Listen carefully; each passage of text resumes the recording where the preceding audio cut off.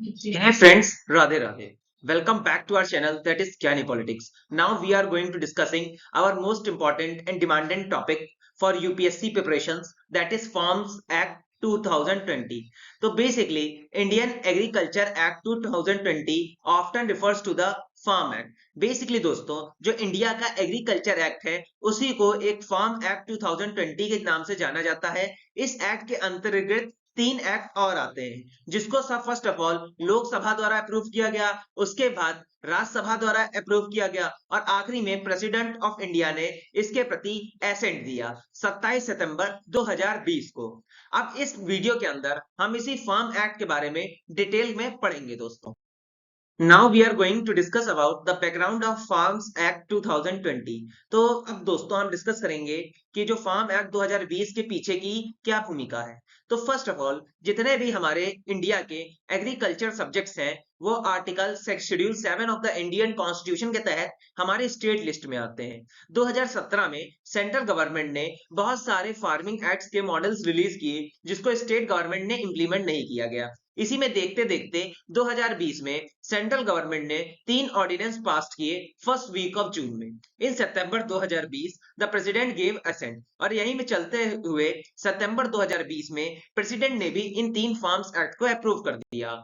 They have been protest against the act by the farmers. इसी प्रकार से अब बहुत सारे फार्मर्स ने इन एक्ट्स के अगेंस्ट प्रोटेस्ट किया। कहां पे? पंजाब, हरियाणा और other state. Some state has also oppose the new legislation और यहां तक कुछ स्टेट्स ने भी इस नए एक्ट को अपोज किया।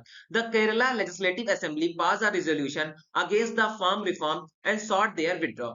यहां तक दोस्तों केरला की जो लेजिस्लेटिव असेंबली है उन्होंने एक रेजोल्यूशन पास किया कि हम इस एक्ट को अपने यहाँ इंप्लीमेंट नहीं करेंगे। तो इसी चीज को देखते हुए इसमें सुप्रीम कोर्ट इन्वॉल्व हुआ और उसने फार्मर्स एक्ट 2020 के तहत एक 4 मेंबर्स की कमेटी बनाई और उनसे कहा गया कि आप 2 महीने के अंदर इसके प्रति कुछ रिकमेंड दीजिए।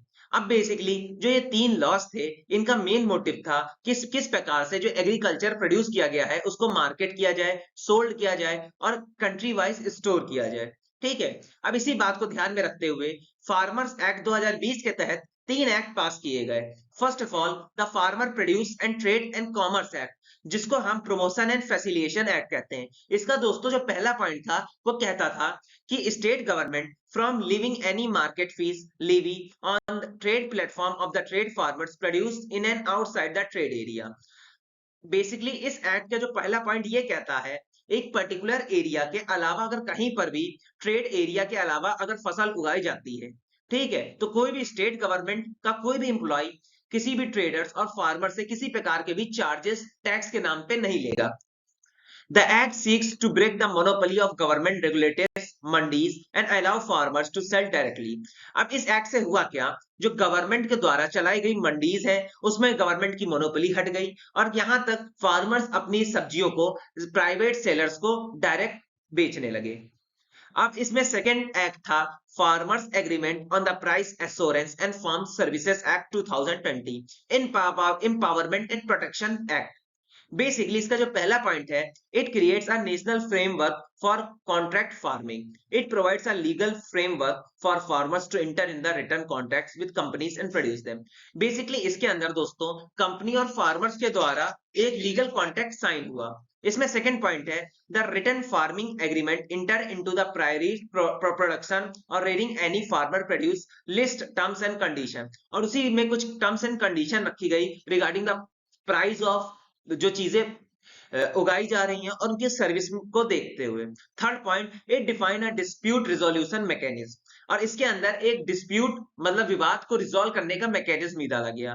The act provides 3 level dispute settlement और इस डिस्प्यूट रिजोल्यूशन मैकेनिज्म में 3 लेवल डिस्प्यूट सेटलमेंट डाला गया।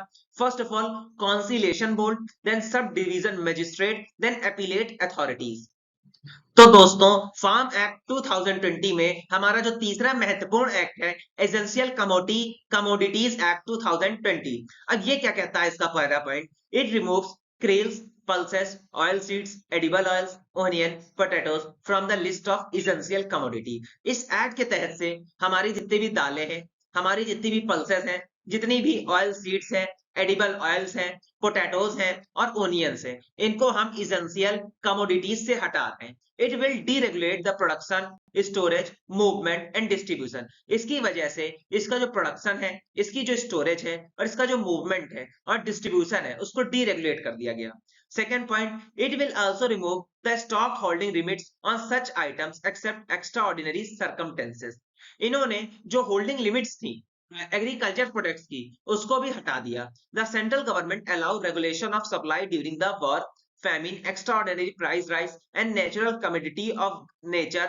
Annual retail prices rise extending 100% in horticulture and 50% in non-parcelites, while providing exemption for exporters and processor at such time as well. तो दोस्तों यही था मेरा बेसिकली फार्म्स एक्ट 2020। अगर आपको टॉपिक पसंद आया हो तो लाइक सब्सक्राइब शेयर कीजिएगा एंड जय श्री राधे दोस्तों।